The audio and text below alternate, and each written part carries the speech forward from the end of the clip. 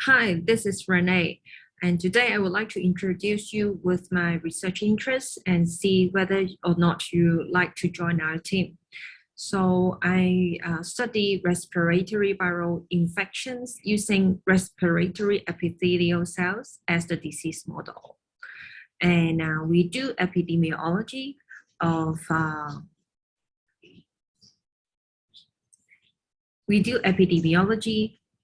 the respiratory viruses. We do create cutting edge models using organoids as in our wet lab work. And then we put together with the epidemiology and the wet lab data and ask questions to address those research gaps that we identify at the bedside. And then we find out the solution and then put back the solution to bedside and also contribute to the community. So in the coming slides, I will introduce you our laboratory as well as the work that is ongoing. So our lab is actually split into two teams.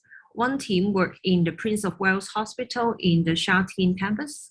The other one is working in the Hong Kong Children's Hospital, which is located in the old airport area, which is around Kowloon Bay.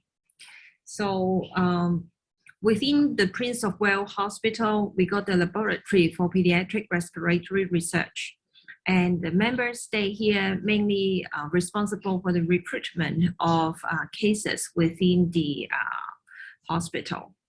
For the Hong Kong Children's Hospital, as you can see, there's two blocks. One block is all about clinical services. So our patients live in Tower B, while Tower A is where we situate the two-floor research facilities. So here is Ben, one of my students, and myself doing lab work on the bench. And this is the settings of the lab area in the Children's Hospital. And Hong Kong Children's Hospital Research Facility is furnished with a lot of biosafety cabinet, which really fits in the culture of stem cells and primary cells, which is actually allowing us to do more experiment on site. So the next slide. So I would like to first talk about the surveillance program that we did. So this is the data from Hong Kong CHP, which represents the data from 2014 up to 2020 April. The x-axis shows you in different years, you see different numbers. And these numbers actually represent by these gray bars. And all these gray bars represent the total number of samples being tested. And these samples are respiratory samples sent to CHP. For your y-axis, positive percentage, actually it represents the positive percentage of different viruses among all these tested samples. And all these gray bars represent you the sample from adults. And all these little red bars represent you when CHP start to differentiate the sampled origin, which is either from adult or from pediatrics. And you may wonder why there were no pediatric samples in 2014 and 2019. Indeed, there are, but then the CHP didn't segregate them into two different age groups. But after the pandemics hit on Hong Kong, then they start to differentiate the adult samples versus the pediatric samples. And all I want to say within this slide is that in the past, before the pandemic, you can see that all these gray and black dots represent influenza positive rates. And you can see the classical biennial peak, and no matter it's influenza A, B, they are having this biennial peak and causing part of the endemic in Hong Kong. Secondly, I would like to bring attention to another pediatric viruses, which names parainfluenza in green color. You can see it happens all the way through spring to winter time, but it never peaks as high as in influenza. The other one is adenovirus. and some more is respiratory syncytial virus. RSV is a very famous pediatric virus. You can say that a child at 5 years old of age, they must have already encountered RSV at least one time. And RSV is known to have high incidence of more severe diseases and causing mortality sometimes. And the other one is named human metapneumovirus. And in the hospital authorities start its surveillance since 2018 because of its known pathogenicity. And what I want to show indeed is the blue color, which names the enterovirus. And this enterovirus causing constant burdens to the population. And you can also see a biennial peak along the time. And during this SARS-CoV-2 period, you can see even a very sharp peaks, while the other viruses are not doing anything. Rhinovirus is still staying around us. So we want to study more about its pathogenicity. It is understudied because most of the time enterovirus, rhinovirus are believed to cause cold-like symptoms. When we look into the inpatient data, which is recorded in 2015 to 2017, you can see that if we break them down into different age groups, these blue bars are always the highest, even compared to the pediatric RSV and the influenza virus. Within these EV-RV positive samples, we further genotype them.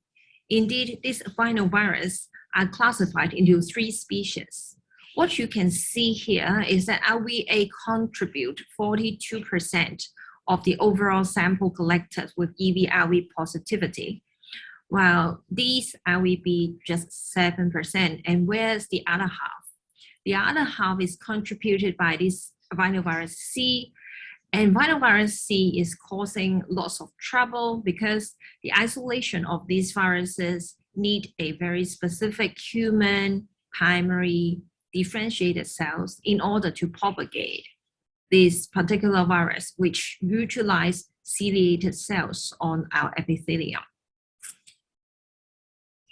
Indeed, when we are studying the epidemiology, my first research postgraduate student, Martha Wong, who graduated in 2018, published a paper about the molecular epidemiology of the enterovirus D68 in 2019.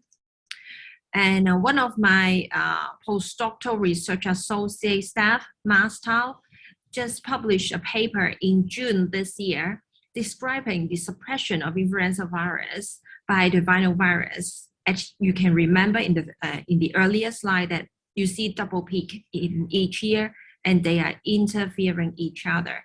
And we prove this in the population level, individual levels, and also cellular levels.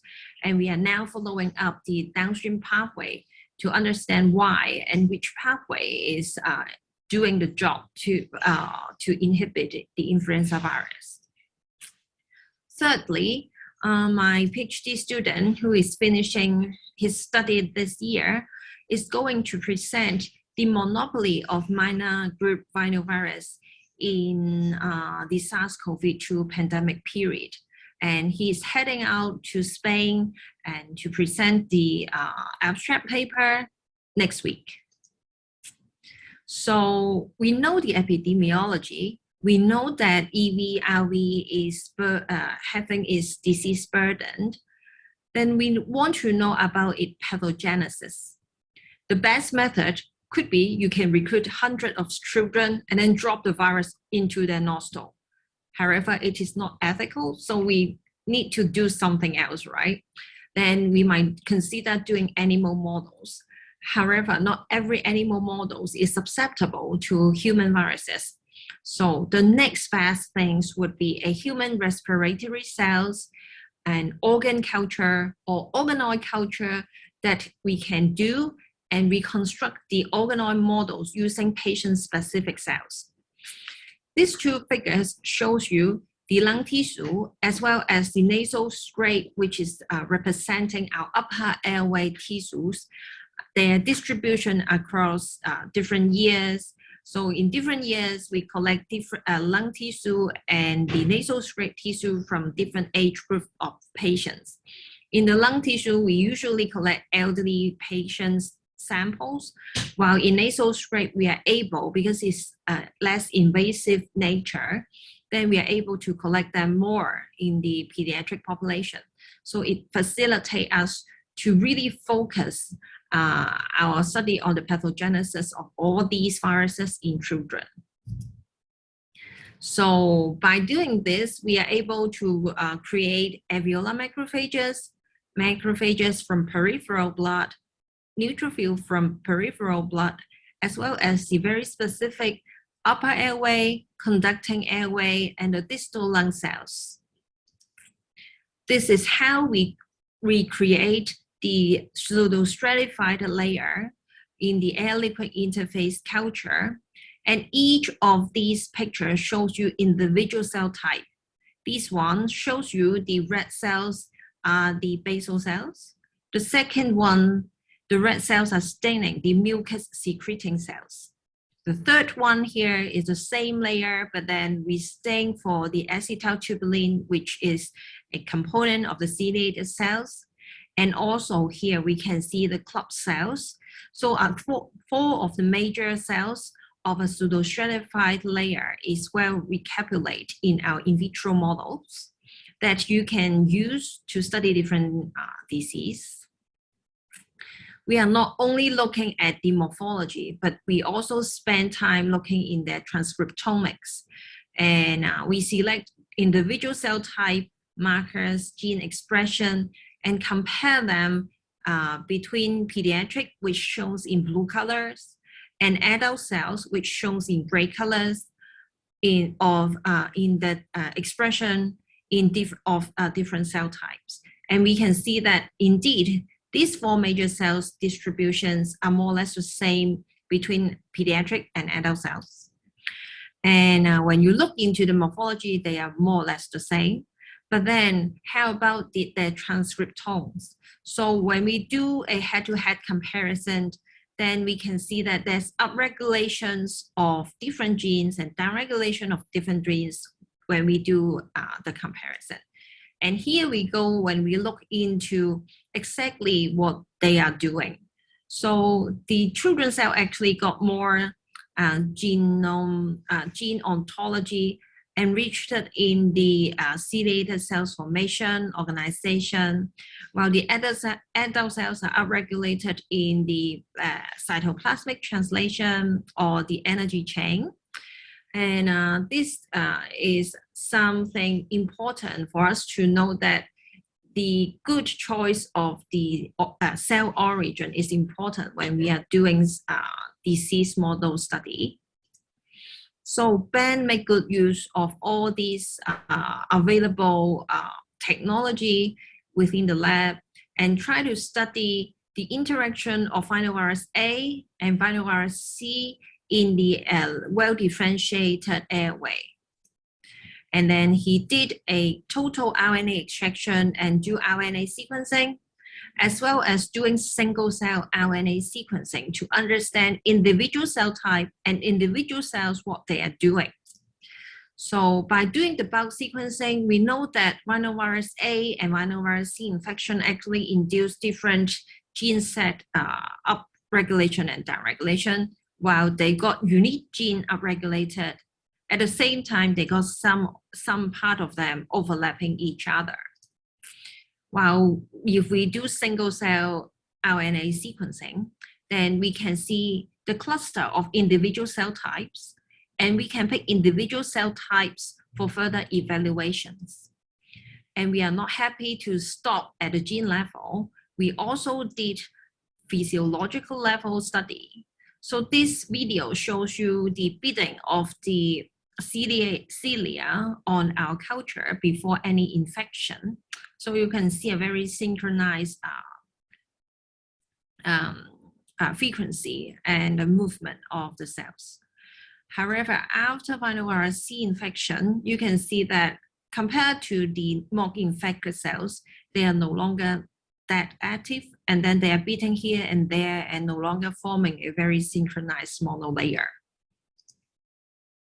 So apart from the monolayer pseudostratified layer in air liquid interface, we also work to generate some organoid tissue. And these organoid models are self-assembling cells with different types.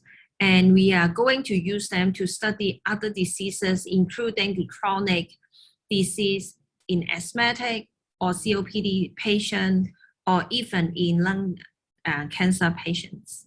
So this is how a healthy bronchial organoid looks like. You can see that within these organoid, they are forming a ball shape, which with a hollow interior. And the cilia are actually beating in a synchronized way that you can see the moving of the content within the organoid. And if we are doing a static imaging with a cross-section of the organoid, you can see the distribution of the structure inside and outside the organoid are not the same. So indeed, a classical organoid with this interior filled up with the ciliated cells, which mimics the airway. So when you breathe, the air actually goes through this hollow area. But if you imagine, if we want to put in the stimuli or the virus, then if this is severe shaped walls, we put down the virus outside, then you can no longer having a physiological infection. So we flip the organoid inside out, and with the cilia now turning outside, when we put viruses or other stimuli, which is having a direct contact with our airway, then the apical out structure can mimic the interaction in a more physiological way. So we talk about what we work on epidemiology. We talk about the in vitro models. Now we talk about the last part, which is the profiling of the mucosal immunity. So we developed a nasal strip, which is a small paper strip that allow us to collect the nasal epithelial lining fluid in a non-invasive way. So by doing this, we can detect viruses, we can detect immunoglobulin, and even cytokines. And with this particular method, it is easy to use, non-invasive, and it got the specific nature that it can be very stable at room temperature, and it allows us to send the sampling bottle to different families and invite them to send them back the samples by postal service. So it is a very good tool for longitudinal study. By using this model, we published a paper in the early phase of the SARS-CoV-2 pandemic and proved that the use of this nasal strip is as good as those we do in the nasopharyngeal swab or deep throat saliva. And in a second paper, we found that by using this nasal strip, we are not only measuring the blood antibody, but also the local immunity antibody. After doing an inactivated vaccine from this figure A, then you can see there's no induction of any Ig specific to SARS-CoV-2 in the nasal fluid. While strikingly, if you do mRNA vaccine, then we detect IgA and IgG after booster in the nasal fluid, that the mRNA vaccine actually induce local immune responses. And moreover, we also do the mucosal antibody response kinetics in patient admitted into the Prince of Wales Hospital. We do the conjunctival fluid, we do the mucosal fluid of nasal cavity, as well as the plasma.